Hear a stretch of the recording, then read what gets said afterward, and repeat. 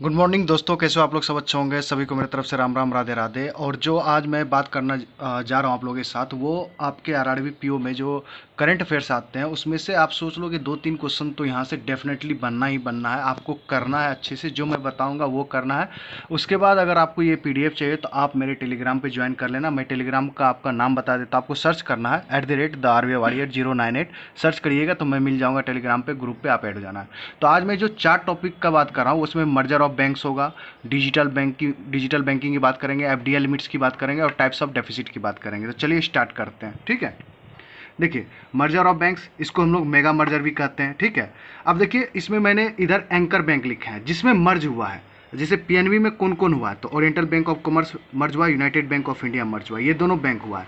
आपसे ऐसे पूछ लेगा कि पीएनबी में कौन कौन से दो बैंक मर्ज हुए, तो आपको ये याद रखना, ओरिएंटल बैंक ऑफ कॉमर्स और यूनाइटेड बैंक ऑफ इंडिया, ठीक है।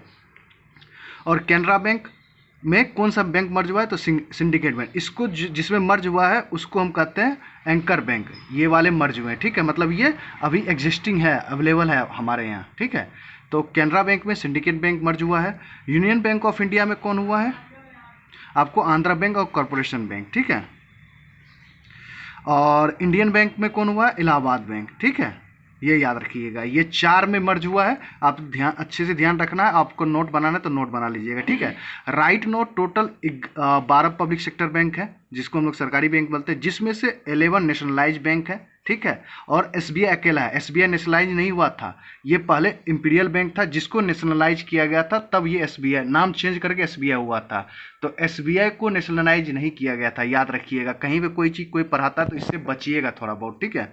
वो गलत पढ़ाता है कि एसबीआई भी नेशनलाइज बैंक है, नहीं नहीं है, ठीक है। आपके एग्जाम में ऐसे भी पूछते हैं कि how many nationalise bank, how many public sector bank, तो कंफ्यूज नहीं ना। पब्लिक सेक्टर बैंक 12 है और नेशनलाइज बैंक उसमें से 11 है। एसबीआई इंडिपेंडेंट है, अकेला है वो बंदा, ठीक है। अब देखिए, वो मर्जर होने के बाद ना बैंकिंग का जो है ना रैंक चेंज हो गया। जो आपके पब्लिक सेक्टर का है ना उसका रैंक चेंज हो गया था। आपके एग्जाम में पिछले ईयर आरआरबी पीओ या एसबीआई क्लर्क में भी पूछा गया था कि यूनियन बैंक ऑफ इंडिया का रैंक बताओ आप, ये जो है। तो ये मेरे से गलती हुआ था, जो कि याद था फिर भी मैंने गलती कराता था। आप लोग भी इस रैंक को याद रखना, ठीक है। तो सबसे पहले एसबीआई है, सेकंड पे पीएनबी है। मर्जर होने के बाद ये उनका रैंक चेंज हुआ है, ठीक है। थर्ड पे बैंक ऑफ बड़ौदा है। इसको तो देख के ना मूड खराब हो जाता है, सच बताऊं तो। ये ना बैंक, मतलब क्या कहूँ, इसको तो इतना गाली गलौज करने का मन करता है, इसको तो इसे बाहर करके फेंक देना चाहिए। फोर्थ है कैनरा बैंक। फिफ्थ है union bank of India. Sixth है बैंक ऑफ इंडिया। सेवन्थ है इंडियन बैंक। और है आगे, तो इतने में आपको पूछेंगे, इससे ज़्यादा उतना डिटेल अंदर नहीं जाएगा कि हाँ 10 पूछ लेगा। तो इतना आप याद रखिएगा, ठीक है। मर्जर ऑफ बैंक्स हो गया। अगर आपको वीडियो मेरे पसंद आए तो लाइक एंड सब्सक्राइब जरूर कीजिएगा, ठीक है। और अगर आपको वीडियो लगेगी थोड़ा स्लो चल रहा है तो आप 1.5 पे देख के सुनना, मजा आएगा, ठीक है। आइए हम डिजिटल बैंकिंग की बात करते हैं, जो कि इंपॉर्टेंट है और इसमें बहुत सारी चीज़ मैं आपको दूर कर दूंगा जो भी कंफ्यूजिंग है। तो देखो, मैंने डिजिटल बैंकिंग और भी है, आगे भी है। तो इसमें मैंने पहले 3 को रखा है, आरटीजीएस को रखा है, निफ्ट को रखा है, आईएमपीएस को रखा है। तो सबसे पहले आपको इन तीनों का फुल फॉर्म याद होना चाहिए, काहे कि यहाँ से डायरेक्ट भी पूछ सकता है। तो आरटीजीएस का होता है real time gross settlement, NEFT का होता है नेशनल इलेक्ट्रॉनिक फंड ट्रांसफर, ठीक है। आईएमपीएस का होता है इमीडिएट पेमेंट सर्विस, ठीक है। अब देखिए, आरटीजीएस वर्क्स अंडर किसके काम करता है, आरबीआई का। निफ्ट किसके अंडर काम करता है, वर्क्स अंडर निफ्ट, जो किसके अंदर काम करता है, ये भी आरबीआई के।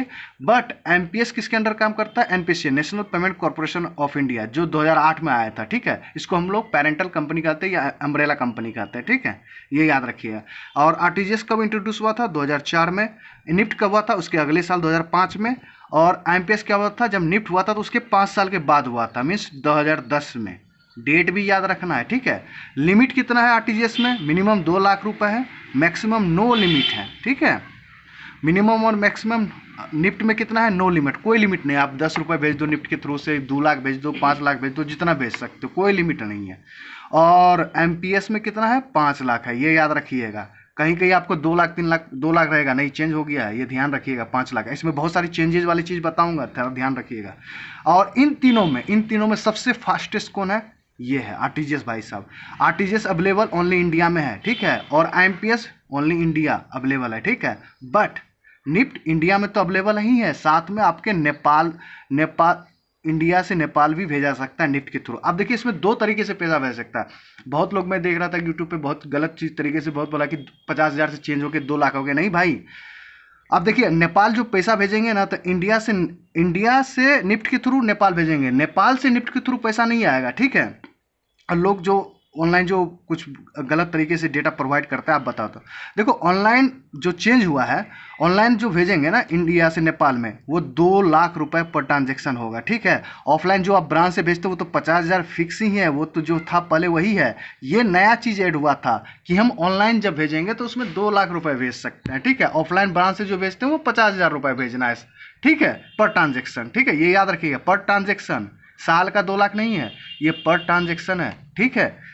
ये हो गया, ये देखिए क्लियर हो गया होगा, और मैंने बहुत अच्छे से बताया है, ठीक है। ये कंफ्यूजिंग नहीं होना चाहिए, जो निफ्ट में मैंने लास्ट में 2 लाख और 50,000 बताया है, ये बहुत जगह गलत गलत लोग डेटा पुट करवाते हैं आपको, और यही एग्जाम में आपके साथ खेल जाएगा, ठीक है। अब आइए यूपीआई की बात करते हैं, ठीक है। यूपीआई का सबसे फुल फॉर्म पहले याद कर लीजिए, यूनिफाइड पेमेंट इंटरफेस, ठीक है। पेमेंट इंटरफेस होता है डेवलप्ड बाय एनपीसीआई, ठीक है। ये भी याद रखिएगा कौन सा डेवलप कर रहा है, थोड़ा ध्यान से। Right now which version of UPI use, हम लोग जो अभी यूपीआई यूज कर रहे हैं तो यूपीआई 2.0 कर रहे हैं, ठीक है। लिमिट कितना है, देखिए लिमिट इसका बहुत 3 प्रकार के केस में आते हैं, तो हम नॉर्मल केस में बात करते हैं, फंड ट्रांसफर या ऑफलाइन शॉपिंग करते हैं तो 1 लाख पर डे है, ठीक है। और ई कॉमर्स में करते हैं तो ये 2 लाख पर डे है, ठीक है। जैसा मैं बता रहा हूँ उतने ही चीज़ याद रखना आपको। Normal case fund transfer offline shopping 1 lakh per day, e commerce में आपको 2 लाख, बट अगर यूपीआई के थ्रू आप आईपीओ गवर्नमेंट सिक्योरिटीज में आप खरीदते हैं तो 5 लाख तक का आप इन्वेस्टमेंट कर सकते हैं, ठीक है। ये नया चीज़ आया है 5 लाख यूपीआई के थ्रू, ठीक है। ये भी ध्यान रखिएगा, ठीक है। नेक्स्ट आते हैं अभीम के बारे में बात करते हैं। Bharat interface for money developed है, ये भी एनपीसीआई के थ्रू हुआ है। अभी जो हम लोग वर्जन यूज कर रहे हैं वो कौन सा है, भीम 2.0 है। लिमिट नॉर्मल केस वही फंड ट्रांसफर या शॉपिंग सिंगल ट्रांजेक्शन, इसमें भी 2 केस बनेंगे नॉर्मल में भी, तो सिंगल ट्रांजेक्शन 20,000 और 1 डे में आप 40,000 ही किसी को भेज सकते हैं या शॉपिंग कर सकते हैं।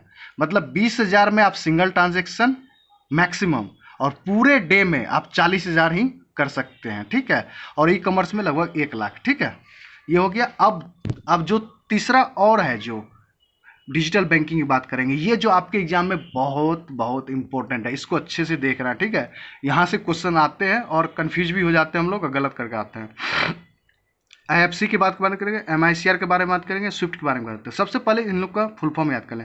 IFC Indian financial system code, MICR magnetic ink character recognition, और सोसाइटी। अब देखिए स्विफ्ट का फुल फॉर्म याद रखिएगा, society for worldwide interbank financial telecommunication, ठीक है। जब आईएफसी कहाँ यूज होता है, जब हम निफ्ट या आरटीजीएस एमपीसी के थ्रू पेमेंट करते हैं अदर पर्सन को, तो अदर पर्सन का हमारे पास आईएफसी कोड होना चाहिए जो होता है 11 डिजिट का, ठीक है। ये याद रखिएगा। ये 11 डिजिट क्या होता है, ये इंपॉर्टेंट है, अल्फा न्यूमेरिक होता है। ये पूछ लेगा कि IFC code which type of code, वहाँ पे मान लो कि 11 नहीं पूछ लेगा विच टाइप ऑफ कोड, वहाँ पे रहेगा न्यूमेरिक, अल्फ़ाबेटिकल, अल्फ़ा न्यूमेरिक, तो अल्फ़ा न्यूमेरिक होगा, ठीक है, याद रखिएगा।